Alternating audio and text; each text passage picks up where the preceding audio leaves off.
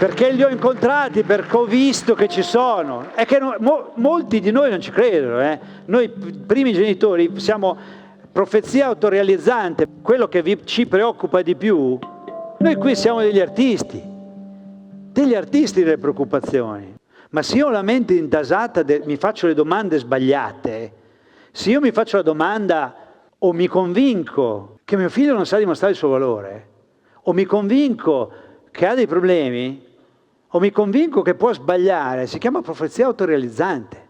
Se un figlio o una figlia ha necessità di essere aiutato, va aiutato.